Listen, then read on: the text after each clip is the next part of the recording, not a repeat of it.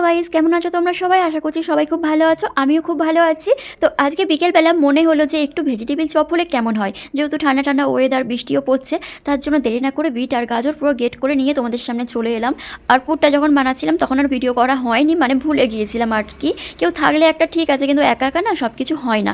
তার জন্য পুরটা আমি কীভাবে বানিয়েছি সেটা বলে দিচ্ছি। প্রথমে আমি কড়াইতে তেল দিয়ে একটু 5 ফোড়ন, শুকনো লঙ্কা, তেজপাতা ফোড়ন দিয়ে বিট আর গাজরটাকে দিয়ে দিয়েছিলাম।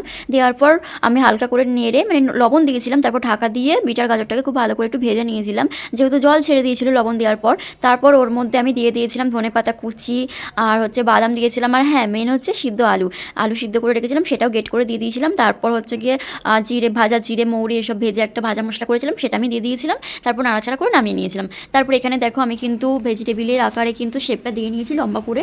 আর যে যেভাবে দিতে মানে পছন্দ করো সেভাবে গোল করে দিতেও পারো, লম্বা করে। আমার মনে হলো আমি লম্বা করেই দেবো, যেহেতু দোকানে লম্বাভাবে বিক্রি হয়, তার জন্য লম্বাভাবে শেপ দিয়ে নিয়ে তারপর এখানে গুঁড়ো ময়দাতে একবার কোট করে নিয়ে তারপর এখানে একটা ব্যাটার বানিয়েছি ময়দার। তো তাতে একবার কোট করে নিয়ে তারপর আমি বেড ক্রামসে কোট করে নিচ্ছি। আর আমি কিন্তু সিঙ্গেল কোটই করিয়েছি, তোমরা চাইলে ডবল করতেই পারো। এর বেড ক্রামসটা কিন্তু আমি বাড়িতেই বানিয়ে নিয়েছিলাম। আমার কিছু পাউরুটি বেঁচে গিয়েছিলো, সেগুলো কিন্তু আমি মিক্সিতে গুঁড়ো করে নিয়ে ভেজে কিন্তু আমি স্টোর করে রেখে দিয়েছি। আমি সেটাই কিন্তু বানিয়েছি। এইভাবে আমি এখানে সবগুলো বানিয়ে নিয়েছি। কত সুন্দর দেখতে হয়েছে না? আর এই যে লাল লাল লাল লাল দেখতে পাচ্ছ, এগুলো কিন্তু ওই রুটির মধ্যেই না কিছু টুটিপুটি ছিল, সেগুলো কিন্তু বেশ ভালো লাগছিলো আমার দেখে। যে মনে কী আনন্দ হচ্ছিলো কী বলবো, কারণ আমি প্রথমবার ভেজিটেবল চপ বাড়িতে বানাচ্ছি। এর আগে না কোনোদিন আমি বাড়িতে বানাইনি, এটা ট্রাই করিনি। আর সত্যি বন্ধুরা, খেতে যে এত টেস্ট হবে দোকানের থেকেও এত সুন্দর হবে আমি কখনো ধারণাও করতে পারিনি। আর দোকানের থেকে বাড়িতে একটু মানে যত্ন নিয়ে করা হয়, দোকানেও যত্ন নিয়েই করা হয় না, আর বাড়ির টেস্টটা একটু আলাদাই হয়।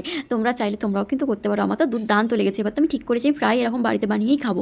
দোকানে ফালতু কিনে খাওয়ার থেকে এক পিস নিয়ে নেয়, 10 টাকা পিস নিয়ে নেয়, তার থেকে বাড়িতেই খাওয়া ভালো না? বাড়িতে 2টো আলু আর একটা গাজর একটা বিটস দিয়ে এতগুলো হয়ে গিয়েছে। দোকানে আমার কিনে খাওয়ার একটু না হয় কষ্ট হবে, কষ্ট হলেও আমার কিন্তু খুব মজা লাগে। আর আমার না এইসব স্ন্যাক্স বানাতে খুব ভালো লাগে। আমাকে তো আমার বর তো খুব বকাবকি করে, কারণ মানে সারাদিনই রান্না বান্না নিয়ে একটু রেস্ট নিই না, এই কারণে মুখও খাই। কিন্তু ভালো লাগে আমাকে রান্না করতে, কী করবো বলো। আর এদিকে দেখো তোমাদের সাথে বলতে বলতে এখানে কিন্তু আমার ভেজিটেবল চপগুলো ভাজাও হয়ে গেছে। সবগুলো ভেজে নিয়ে আসছি। এই দেখো সব কিন্তু ভাজা হয়ে গেছে, আর বেশ ভালো হয়েছে, পুরো কিসমি হয়েছিল, দুর্দান্ত খেতে হয়েছিল। তোমরা চাইলে তোমরাও কিন্তু একবার হলেও অবশ্যই বাড়িতে ট্রাই করো এইভাবে। তোমরা চাইলে একবার ইউটিউবে দেখে নিতে পারো। আমি কিন্তু ইউটিউবে দেখে নিয়েছিলাম, আমি অতনুর রান্নাঘর দেখেই কিন্তু করেছি। আমার তো ভীষণ ভালো লেগেছে। আমি না অতনু দাদার রান্নাঘর থেকে মানে সব কিছু ভিডিও আমি খুব ফলো করি, সব রেসিপি ফলো করে আমি করার চেষ্টা করি। আমার ভীষণ ভালো হয় রান্নাগুলো, আমার খুব ভালো লেগেছে। আর এখানে কিন্তু আমি শসাটা কাটতে ভুলে গিয়েছিলাম স্যালাডে, তো বিট গাজর এগুলো কেটেছিলাম না, ওইগুলোই দিয়ে সাথে কফি, এখানে বড় কফি করেছে, সাদা কফি করে ফেলেছে, তাই একটু বকাবকি করছিলাম, কিন্তু বেশ ভালো ছিল আজকে। তো বন্ধুরা, ভেজিটেবল চপটা তোমাদের কেমন লাগলো অবশ্যই কিন্তু কমেন্ট করে জানিও, ভালো লাগলেও জানিও, খারাপ লাগলেও জানিও। আর তোমরা চাইলে অবশ্যই একবার ট্রাই করো বাড়িতে। আমি তো বলবো অবশ্যই একবার ট্রাই করা দরকার। এত সুন্দর টেস্টি একটা চপ বাড়িতে না বানালে সত্যিই খুব মিস করে যাবে।